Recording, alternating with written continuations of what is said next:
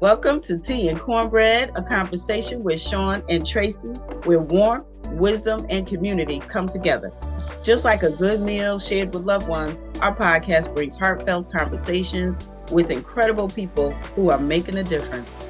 We spotlight community leaders, change makers, and everyday heroes who uplift, encourage, and support those around them. Grab a cup of tea, pull up a chair, and join us as we share inspiring stories, real talk, and a whole lot of love.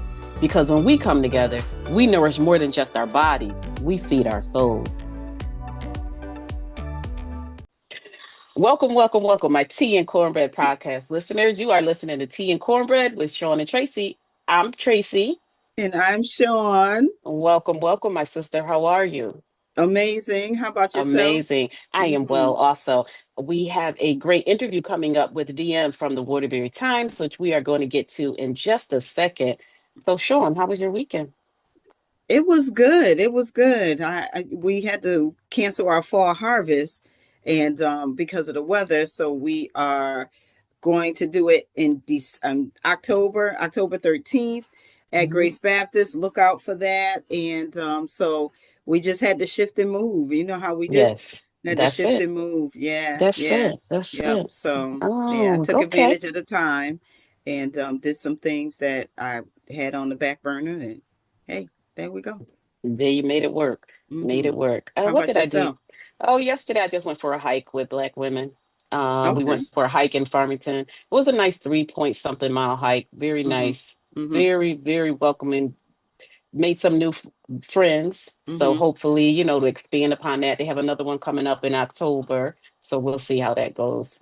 Mr. Awesome. DM, before we get into interviewing, how were you and how was your weekend? Oh, I'm doing great actually. Weekend was pretty eventful with the Puerto Rican Day Parade. They Yeah. graciously invited me to walk in there. So I was walking in there / trying to get the footage. So it was a lot of running around down there. But then the storm came. Yes. So the storm kind of shut it down a little bit early. It's actually raining still right now, but we needed this rain. Needed this rain. So I agree. Pretty fun weekend, but it got cut a little short due to inclement weather. Yes. Well, you know what I say about that. They really hyped that up to be, to me, worse than what we thought it was going to be. So it was just downpours and it didn't stay too long. I was glad about that, because I was thinking my furniture on my back porch was going to be gone and things were going to be flying around. So thank goodness it wasn't that bad. So, like you said, we needed the rain though. All right, Miss Shawne, are we going to do breathing today? Or are we going to get right into the devotional? Yeah, let's do our breathing. Okay, so DM, what we do normally at the beginning of before we get into the conversation is we do a deep breathing exercise, which is 2 seconds, and then we read our devotional, and then we get into the conversation. So we usually use an essential oil. Right now, I have one that's called Into the Future, and you don't have to have an essential oil to do it, but if you do, that's great. Okay. You have one? Okay. I mean, I got some essential incense. All right. I don't know if that works. Whatever works. Whatever works. Yeah. That's what I say. Whatever works. And what we do is we rub our hands together to conjure up some energy. And we do some deep breathing, deep breaths in through the nose and out through the mouth. I'm not sure if you're familiar with that, but Yes, I am. Okay. All right. Awesome. Yeah, I do a little breathing techniques. I try to calm down at times when I get a little riled up, as they say. There you go. Exactly. That's exactly why we do it. Exactly why we do it. So we do that, and then we do our devotional, and then we dive right in. Yes. All right. Awesome. Okay, ready? Yes. A deep breath in through the nose. Hold it for 4, 3, 2, 1, and exhale through the mouth. And we're inhaling our intent for today's our today's conversation, and we're exhaling all that doesn't serve us and our nerves and calms us down so that we can become present and fully immersed into this conversation. We'll do it 2 more times.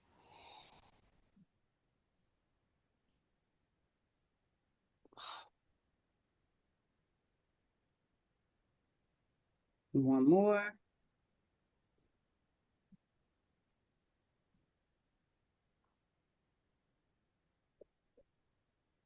All right.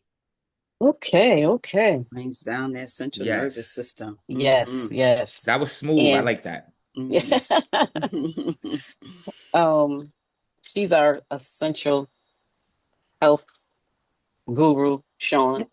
I don't know So about guru, but okay. she Oh, you better claim it. You better claim it. Yeah, she all right, is. all right, all right. Thank you. I'll take it. I'll take it. And I will read really quickly from Jesus' Calling for September 7th. It says, enjoy the worth of my presence shining upon you. Feed your faith, feel your faith tingle as you bask in my love light. I delight in you more than you can imagine. I approve of your continuous love, for I see cloaked in my light. Arrayed in my righteousness, there is no condemnation for those who are clothed in me. That is why I abhor the use of guilt as the means of motivation among Christians. Some pastors try to whip their people into action with guilt inducing serums. This procedure can drive many people to work harder, but the end does not justify the means. Guilt evoking messages can undermine the very foundation of grace in believers' hearts. A pastor may feel successful when his people are doing more, but I look at their hearts. I grieve when I see grace eroding, with weeds of ancient works creeping in. I want you to relax in the assurance of my presence and perfect love. The law of my spirit of life has fed you from the law of sin and death. Amen. Amen. Amen. And Amen. amen again. Mm-hmm. All right, Mr. DM. Yes, that we is me. we you have a lot going on, um and you are all over the place in a positive way. You know, I was talking to Shawne about you and she was like, I don't know who he is. And then I mentioned the Waterbury Times. So let's get right into it. Are you originally a native of Waterbury, or where did you grow up? Because I don't think we Right. know you. So I'm born and raised in Waterbury, Connecticut. Okay. So I lived in pretty much every section of town. So I never lived anywhere long enough to become too familiar, but that's why Okay. everybody has an idea who I am. I like went to school with everyone for like 5 minutes because we always moved Okay. when I was a kid. So I lived in literally every school district. I went to Walsh, Tinker, I went to Regan, I went to Kingsbury, then I went to North End, I went to Caner, but I graduated from Wilby. So I Okay. kind of know a little bit Moved of around. moved Okay. around as a kid. So that's why I'm familiar with most parts of the city. Because, typically most people, like example, I use the North End. A lot of people that grew up in the North End, they just grew up in the North End. They're in the North End. They might Right. visit other parts of town, but I've literally lived in every section of town. So every part of town feels like home. Right. Oh, okay. And I love, and the reason I said, question where you were from, not because um I just wanted to know because we didn't Right. know, and we loved also having people on our podcast that are from here, homegrown, who are doing stuff in the neighborhoods, who are giving back to the community, and just listening and reading about your mission is definitely what you are doing. So tell us, first of all, what got you motivated to want to give back to what's going on around Waterbury? So I've always had that as a part of my mission, I guess, in a way. For whatever reason, I love my city. I just even as a kid, I never bought into this idea that you're supposed to grow up where you're from, go to way to school, and then like migrate elsewhere. I just always felt like you're supposed to build where you are bigger and better. So even dating back to I want to say 2007, when I had a previous business, I did a music festival at Library Park. So I've always Mhm. been about how can I do stuff in Waterbury? How can I put like Waterbury on the map for positive things? So that was always the underlining thing. The reason why I turned it into a news agency is just because I realized after a while they don't report on the things they should be reporting on, especially when it comes to the city of Waterbury. It's always negative news or clickbait, Mhm. and I would always find out things like 2 weeks later. So once I realized, Yes. right, something will happen. It's like, oh, I didn't even know that Yep. happened, or an event takes place, and it's like I didn't even know that was going on until you see like the banners up. Right. So it just started up as a simple I'm going to let people know what's going on. I never imagined it turned into people wanting to like ask me questions. I just thought I would keep people in the know in Waterbury. Yes. And that's a positive, because I do believe what you just said is right. 9 times out of 10, people find out about it after it happens, and it's too late at that point. Right. Whether it's something positive or negative that's going on, it's Right. things that have made happen. Oh, that happened 2 weeks ago. Right. And you're reading about it in a newspaper, or you're seeing it on the news or whatever. So so right now, Waterbury Times is right now. You're just trying to stay on top of Right. things that are happening right now in the Right. community, events that are going on, positive and negative. Right. So, well, actually, the negative, so much. So this is how I view it. I view it as, if it is public safety, if it's like we need to know, then we'll post it. But we try to shy away from just reporting on crime, or just reporting on Okay. person was shot. But if it's like a person was shot and the gunman is still at large, we all should know about that. But if it's like a person's been shot, the person's in custody, like that's the whole story. It's over. We can, like, we don't kind of run with that. We try to stay positive, even though we know traditionally the saying is, if it bleeds, it leads, meaning the most sensational story is going to snatch the headlines. But over the last 2 years, we're kind of debunking that a little bit, because we have a lot of traction and we post positive things. I post the most simplest, a squirrel running on the porch gets like 10,000 views and 400 hearts. It's like, I think positivity is, in a way, it's like a new addiction, because you can't get it anywhere. So it's almost like an exclusive addiction now. So if you can keep positive content, people love it. Awesome. I like when you said, no, we don't really report on that negative. But like you said, if somebody is still at large, yeah, we're going to report that. People need to know that, right? Because the negative story has already been put out there. It's automatic.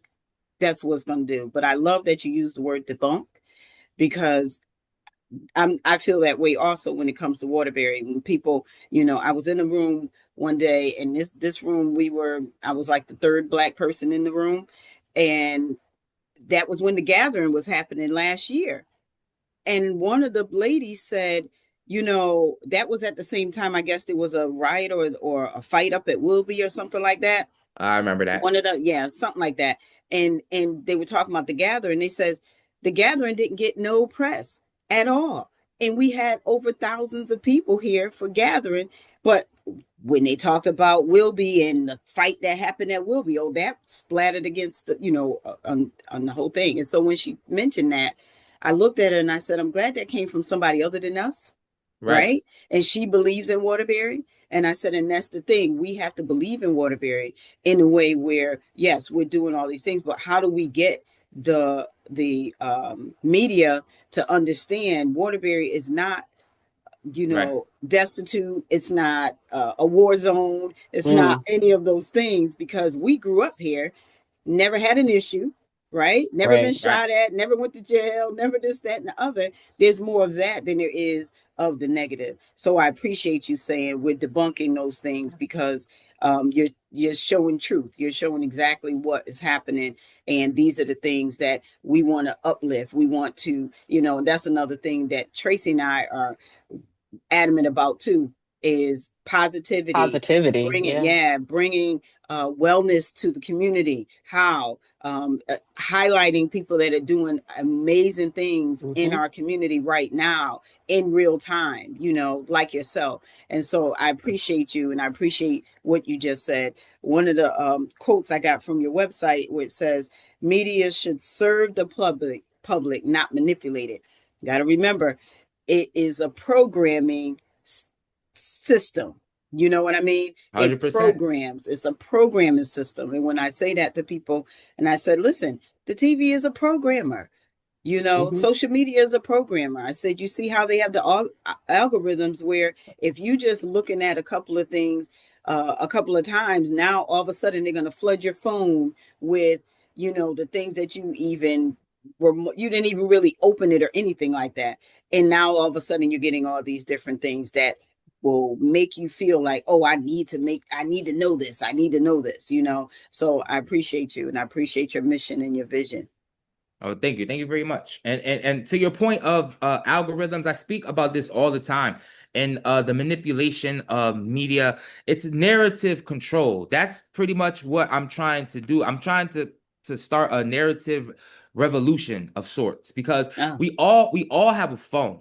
So every last one of us can do exactly what it is I'm doing. Now, maybe not to the degree of the organization of how I'm trying to organize it, but everyone is there when the event takes place. The camera comes out, this, that, and the third. But what happens is people run with their opinions of what happens, the narrative of what does that event mean. So to your gathering and your Wilby example, if they speak about the gathering, then that means the city of Waterbury must not be so terribly dangerous. But if they speak about Wilby, that it's narrative. You know how they say confirmation bias? It's narrative bias we have. There's already established narrative of Waterbury. So anybody that goes against it, it's like, that can't be real. It's an anomaly, so to speak. Right. And that's where we get into these conversations where it's like, it's not an anomaly. This is real. Born and raised here, and I love how you said each neighborhood is my home. You know what I mean? Where for me, Tracy and I, we grew up. We grew up at Pearl Lake, right? Exactly. Pearl Lake and the North End, you know what I mean? And that's, with family, and our families are so large in the area. So it's so, I love, like you said, you're not what do you call it, stuck in one area, It's like, nope, I am a native of Waterbury, period. And that's why I try to keep, and I appreciate you saying that. I try to keep that as the overriding theme, all Waterbury all the time. That's like it's all Waterbury all the time. So although something may happen nationally, and although I may be tempted to want to say it, and it's like, but it's like, we don't care about that. That's not right. You can get that. It's like anywhere, but you can only get this Waterbury stuff here. And that's the vibe I always want to keep, even though we have other, you speak of other media. I put the pressure on them because I know they want to put me in this box where I'm like alternative media, but what they need to understand, and they don't want to quite yet, but I'm just ahead of where they have to go. They have to transition to social media. I'm already there. So I just try to, because I meet them, I rub elbows. I just try to, when I can, let them know, hey, positive stuff is happening here too.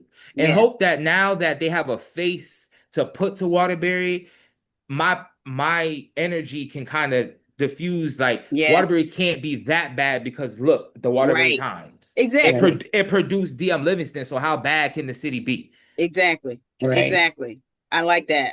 Yeah. That's great. That's great, because I feel the same way.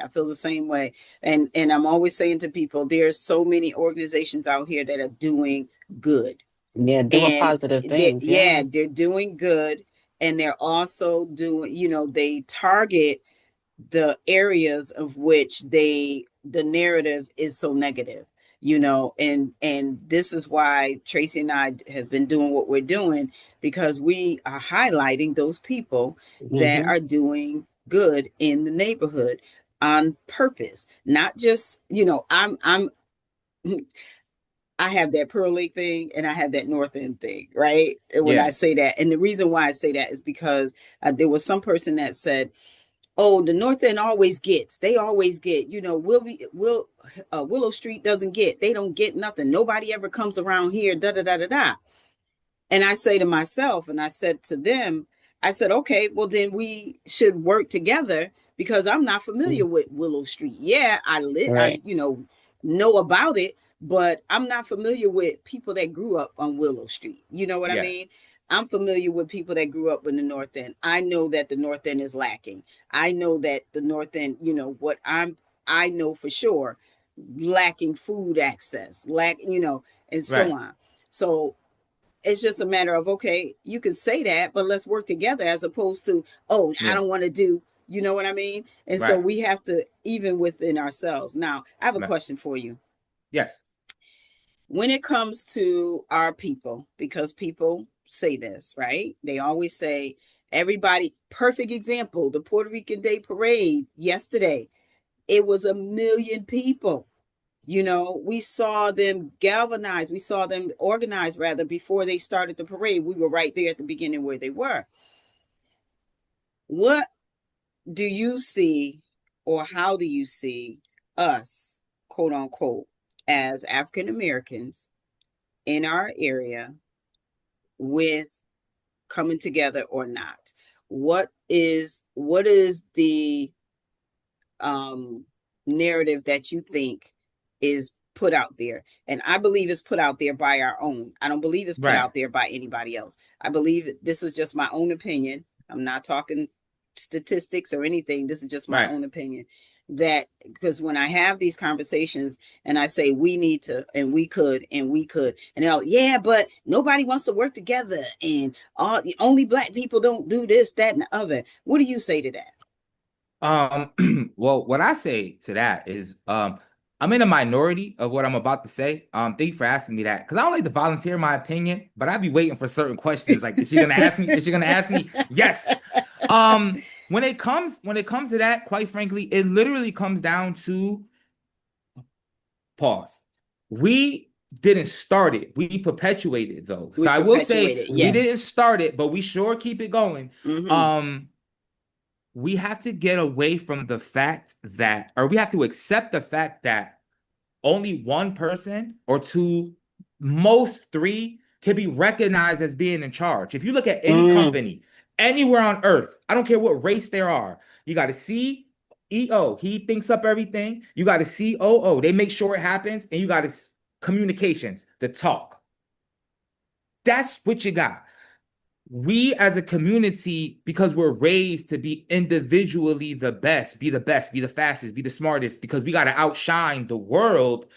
We don't teach each other to work together because we got to go against the whole world. So you got to be better than everybody, including your own kind, because the world is against you. But then once we realize, you know what, the world is really not as against us as they told us.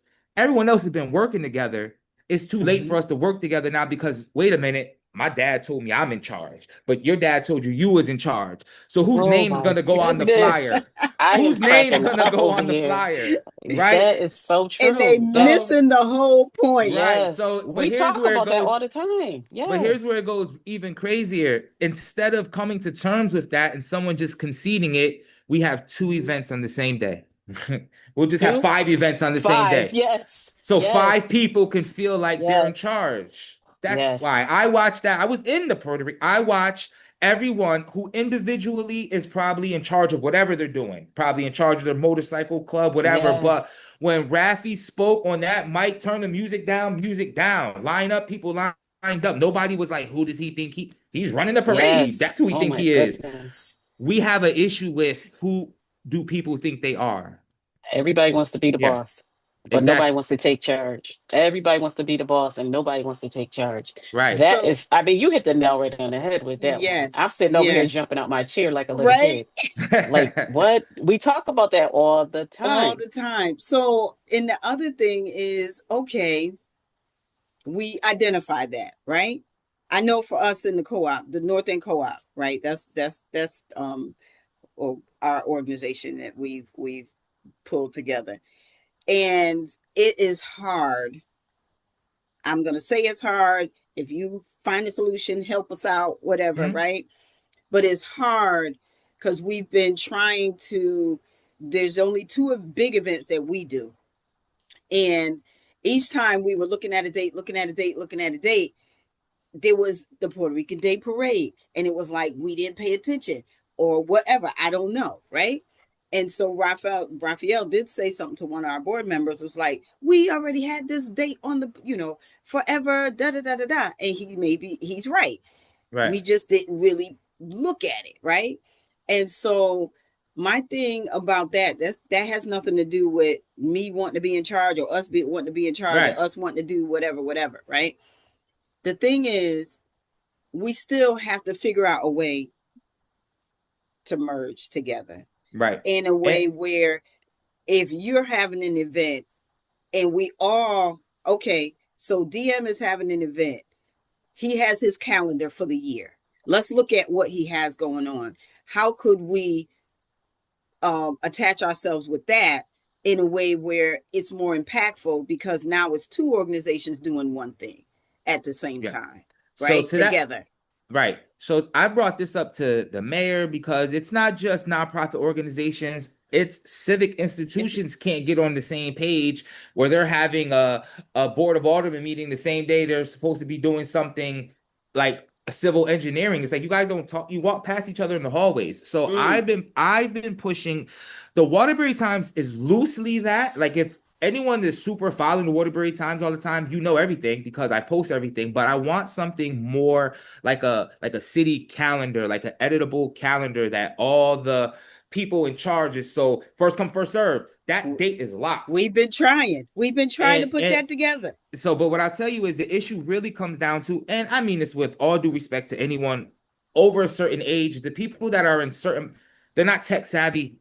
They're not tech savvy and they don't want to do it. They still want to put stuff on paper and hang it on a wall. So we're in a transitional period. I would say with these elections coming up, should be some transitioning. I feel like we're gonna get there. But what I want to do is I want to say something that might be a little, I won't say controversial, but a little like thought provoking. What I would say is that the division that happens is coincidental. I won't say by design. It's just a very coincidental division that we have in the city of Waterbury. If you ever look at a map, I'm mad I moved the map because I used to have it behind me. If you ever look at a map, right, all the crime, all the murder, all the drugs are in two neighborhoods. They're in the Willow Orange Wash and in the Willow Hillside area, right? Now, Willow is in the 5th district, 75th district. I'm about to get real political nerd on you real quick. It's in the 5th district, but the Willow, Orange, and Walsh is in the 2nd district. Two separate districts. Walnut, Orange, and Walsh. Pardon me, Walnut, Orange, and Walsh is in the 2nd. If I told you, way back, right? All of that was one section. It was one section. And that's a whole lot of voting power, because if you now just kind of close your eyes and float over Waterbury, when you go on the other side of the bridge, the south end, that was where all the Spanish people was at. Right. Think about it. South end, you come across the bridge, you're in the north end. Yep. Right? That was it. But there'll be a Waterbury Times so spoiler alert, a Waterbury Times investigation is going to come out on this, but they split the districts over some political beef. Somebody was in charge. They didn't want them in charge. They had too much voting power. So they came up with this new district, which explains why Willow is in the South End district and it's not with Walnut, even though, and I'll leave that note on this. The streets tell you Willow Street connects to Grove. Grove, by definition, is where a bunch of trees are at. Grove will bring you right to Vine. Vine brings you to Walnut, Orange, Cherry. All the names of trees, because they were all one neighborhood. So even though right now people in Willow will say, I'm not messing with Walnut, and people in Walnut, I ain't messing with Willow, we're all on the hillside. We're like Walnut, the wild neighborhood was created. We're all on the hillside because Long Hill is the hill we're all on the side of. So even though they call us hillside, Walnut is hillside too. Wow. That was one thing too that I loved when we walked and talked. Your knowledge of I've been in Waterbury all my life, and you just broke that down. And how you broke it down, I didn't even realize that. I mean, the secrets are there if you look. If you look, the secrets and they're are not there. even secrets. Like they're not even blatant. Secrets. It's right there. They're not even secrets. It's just taking the time and doing your research. But that, I don't know. I'm just in awe. But that was one thing too that I enjoyed walking and talking to you about, is the history of Waterbury that you knew. You know, the different areas, how you educated us when we walked around Willow and Hillside about the owners and how that, when we walk up those steps, and that was to a mansion's house. Now it's a park. I never knew that, and been around that all my life. Walked through that park and never knew there was a mansion here, and those steps were the original steps going into this, this man's house. Then there was land and different stuff that you told us that was over there, and who is in charge of owning it, cleaning up, and doing different things. And that's public knowledge. Again, you need to use our resources and educate ourselves, so we can't blame it on anybody else. And that's one thing that I truly love about your mission, about what you're fighting for, the education, the giving back, the knowledge. So I want to say thank you for that. Like, the Waterbury Times is doing a positive thing. Definitely it is. And I don't know if we touched upon it. How long have you been in establishment? The Waterbury Times has been up there for how long? So it's ironic. Originally, it's so funny. Originally, I wanted to do sports podcasts. I just wanted to talk about sports. That's it. I'm a sports guy. Today's the first day of the NFL season. I just wanted to talk about sports. But while I was talking about sports and I was running my podcast, that's when simultaneously I was having these ideas about the news and around here. So then I said, well, most organizations has a sports news. And then I said, oh, entertainment. So I'm like, okay, I can do sports news and entertainment. So to tie to the earlier story, when I started the Facebook page, it was simply to have an add-on to the sports. So now I can say I do sports and I do a little bit of news. The news, it just took off. It took off so fast that I don't even know the last time I even watched sports, let alone talk about it. But this is officially, I would say the summer of 2023 is when I established it, legally. But October 3rd is like the anniversary date because that was the first day I established the first Facebook post I ever made. So October 3rd is always like our anniversary day. So it'll be 2 years this October 3rd. Nice. Wow. And it just shows you that the people want it. They want to see what's going on in Waterbury. They want to see, hopefully you're getting organizations and corporations that are investing in you too, that believe in what you're doing. So the word spreads more. Right. At that. So now it's good that you brought that up. That's a nice segue. So this past summer, in order to make it, so Facebook was monetizing, and by no means was I making, thousands of dollars, but $100 from Facebook, I'll take it any day of the week. So, but I realized I was getting paid more when it was like I'm reporting on a crime or I'm reporting on some type of tragedy, and I didn't like that. So I had to figure out how can I monetize this without turning into what could happen. I just start chasing the dollars and chasing the big story. So I wanted to put like like safeguards in place. So I just did some research and figured out different ways to configure the business. And that's when I found out about a public benefit corporation. So I now started the Parker Jane Public Benefit Corporation. So now a public benefit corporation, it's a hybrid nonprofit. And I think a lot of nonprofit owners or operators should look this up because I think that's what they really would want more than a nonprofit, but no one really knows about this. So in essence, you can generate income like an LLC, but all of your proceeds have to provide a specific public benefit. And then that's how you can operate as a nonprofit. And then if you want to get any type of funding or things like that, you just partner with a nonprofit so they can use their 501(c). So I'm at the position where I'm at now where I'm looking for foundational partners. I don't want to switch partners every month or every time something's going on. So I'm looking for, I guess, like anchor stores, like in a mall. I'm looking for a few organizations that every year I already know I'm going to do an event with them. I already know this is what we're going to do. So they know they're not just like, they're funding a purpose. They're not giving me money. It's hard to explain, but I feel like people get behind purpose and not just behind ideas. Like the Waterbury Times on paper, awesome idea. Minority owned, social media driven, positive news agency, awesome idea. People, you just say that, awesome. But when you put a mission behind it, a purpose, that's when people want to, get in the car with you and ride till the wheels fall off. Right. Nice. So what would that look like when you say you want to anchor? You want to anchor organization. What does that look like? So meaning if you're saying, say for instance, I don't know, what would be an anchor organization? Like what would be the like way you will work together? Yeah. Give an example. So I'll use the current example. So Miss Blackwell, Jimmy Blackwell. She is Waterbury Court, and she also runs Compassion and Action. I'm not sure if you're familiar. They do a lot of giveaways on the green, a lot of clothes giveaway, a lot of necessities, diapers, things like that. So the example of our partnership is that, for example, October, November, December, we already will have 2 events already planned. So meaning it goes without saying.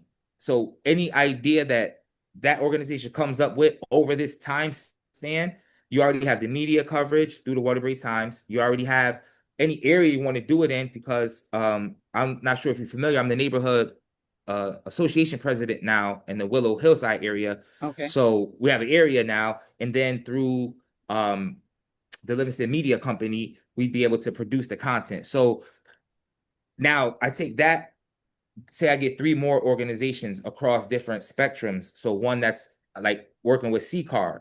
I'm doing a class on Thursday. So CCAR, I'm hoping to have something worked out long-term with them. So now let's play it forward. January 1st, I wake up, I have CCAR, I have Compassion and Action, and let's say the YMCA, which I would never, but just for example. Now we would sit down and we would plan out events for the first quarter. Okay. So this will kind of eliminate some of those issues we were speaking of earlier, because people don't really think that far ahead and in groups like that. So we already know this day, that day, and this day we're doing that. And it's not like standalone events. It's almost like a running theme, because remember, I'm the news, so I'm always thinking like a news story. So I would fuse together, in that example, giving back to the homeless, drug abuse, because that's CCAR, and then YMCA would probably be get the youth involved somehow. So I would want to make one event, but break it down into 3 parts over 3 organizations. That makes sense. If you do that throughout the year, you only got to work with what? 12 organizations, 12 events, done and done. Done. I'm trying to simplify the process. No. Thanks for the information. How about that? I was just about to say, because yes, thanks for the information. That is awesome, and you just gave a blueprint. That's what you did. You just gave us a blueprint, right? There it is. And also, we need to have an off camera conversation also. Okay, absolutely. 100%. To like really scaffold some things out, because my head is spinning right now. Yeah. Well, let me give you this one part to let it spin some more. As a public benefit, as a public benefit corporation, and to anyone that watches this and sees this, we have shares. I have 1,000 shares that we can offer. So right now we're just trying to determine the value with the set of that and how exactly we want to do it, because I want the Waterbury Times to be community owned. I don't want it to be me. So you're talking about a co-op. Right. You're talking about a co-op. I'm not talking about as far as, it's me and what I always want to do. That's why I always say we. People always say we. Who's we? Waterbury. What you mean? I'm talking for all of us. Yes. Right. I'm talking for all of us. So that's something else that people should know, that January 1st, I'm going to have a lot of these things rolled out. I'm still kind of preliminary with the share stuff, because now we're talking, lawyers and making sure everything is on board. But I'm trying to, big picture, 2027, I put out a year of the events already planned. The Parker Jane and Waterbury Times, this is our year plan. So we already know. So all the other events, now people can take that stance. The stance people want to take now, but didn't put the work in, we'd be able to take that stance. How are you doing it on that day? We put the calendar out in January. You just trying to go against us now. You're just trying to be away. So I figure if one organization can be the stability, the constant, everyone else could just fall into place around it. So in essence, that's what I want Parker Jane to become. The Waterbury Times is always going to be my baby. It's always going to be the thing. But Parker Jane is really the vision that I see growing as like a civic institution in a sense. I appreciate you. It's gonna happen. Definitely gonna happen. I appreciate you. Thank you. I appreciate you. Because, you articulated the things that we've been trying to really come together. Some people have been trying to come together, right? And I've been in those rooms with some people. We're just all trying to come together. We started the Waterbury Black community calendar. I love that. Oh, you love it. I'm glad you said that. So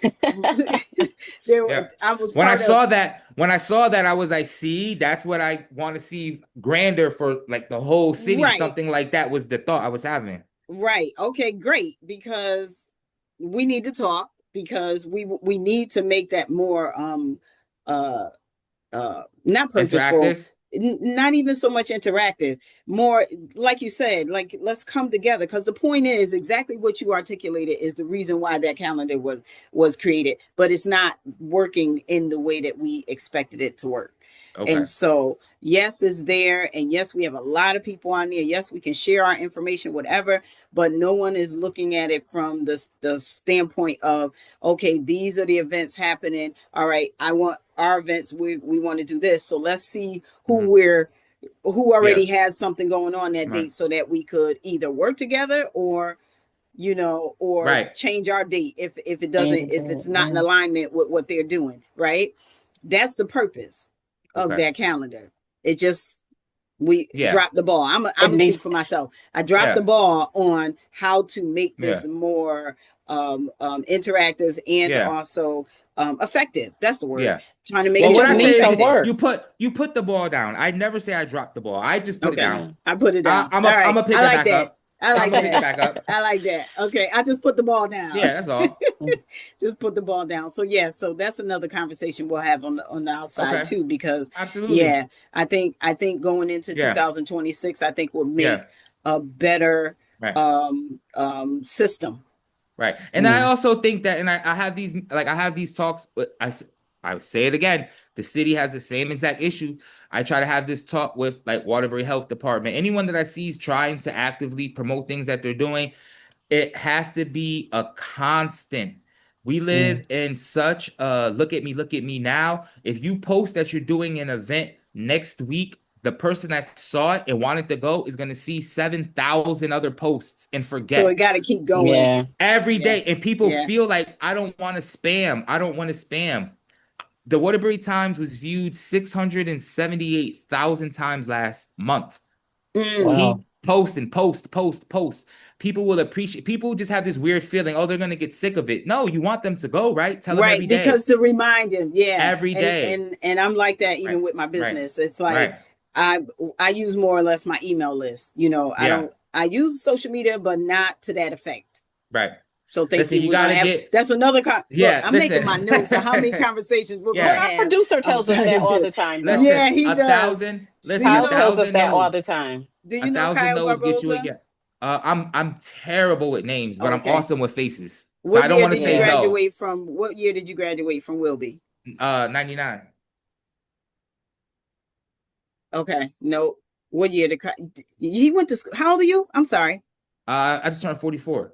Okay. Yeah, he's 38 and he graduated from Wilby, so he probably wasn't there. No. Yeah, I was long gone. Yeah. All right, cool. But you probably know Kyle when you see on the other side. Normally, people, I was waiting for you to say it was older than me. Let's not talk about age. You're young. We won't talk about age.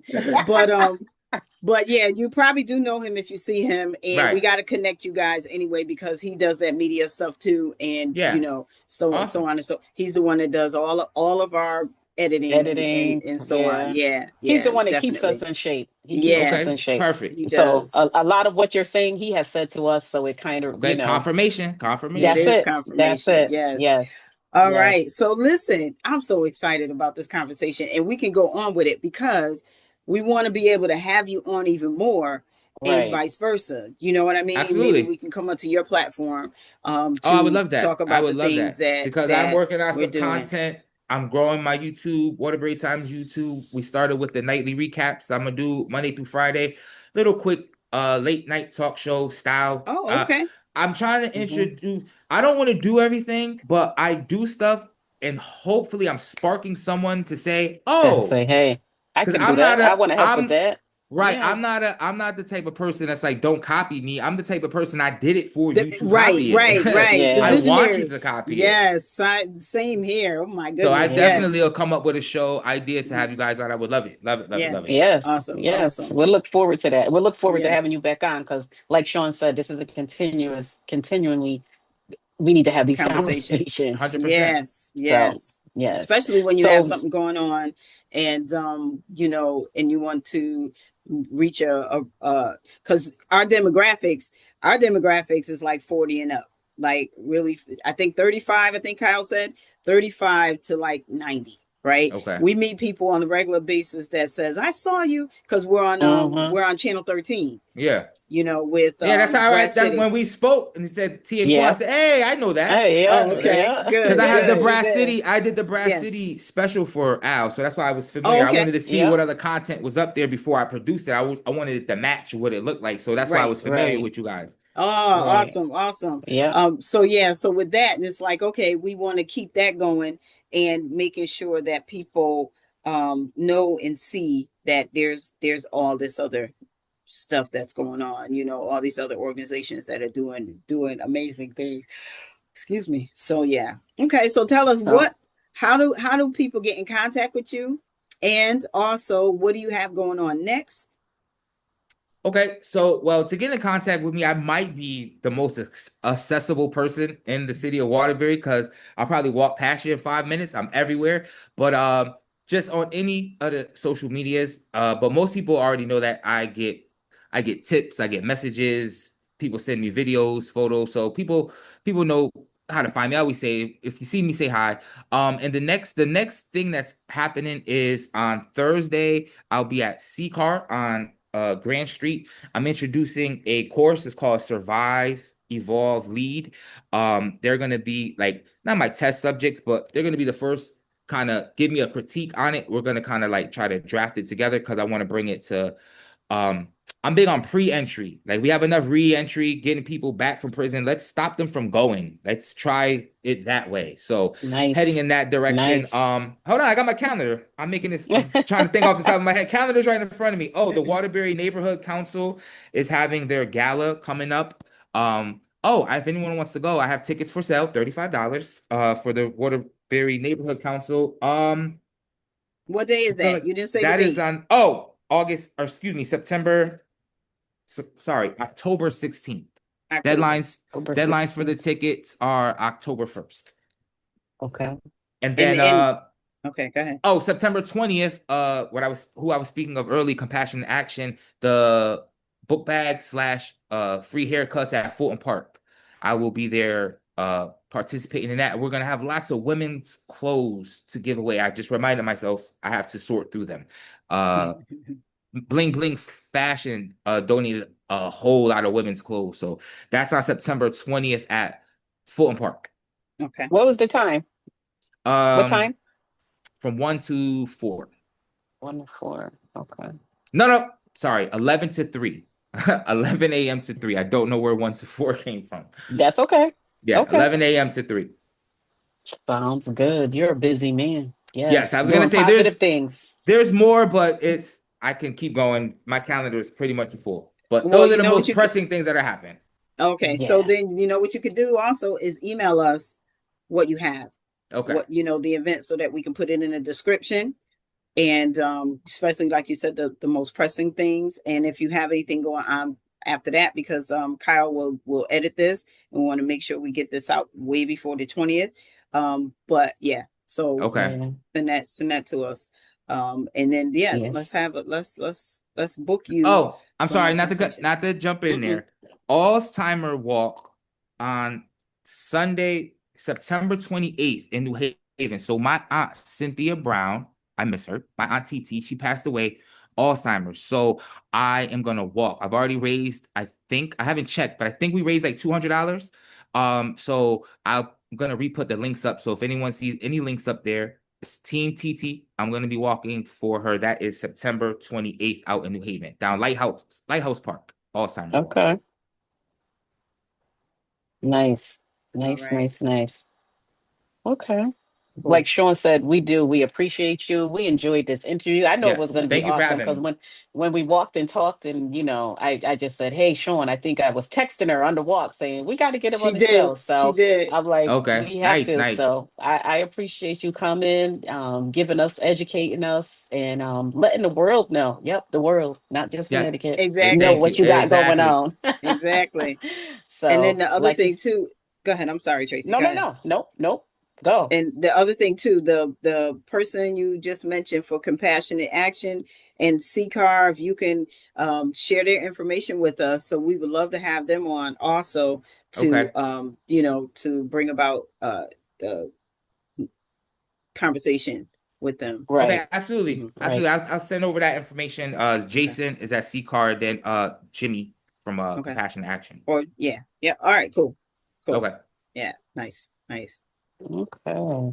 Well, my Tea and Cornbread podcast listeners, we want to say thank you. You can also find us on YouTube, Instagram, Facebook. Share, like, and comment. Thank you, everyone. Have a great day.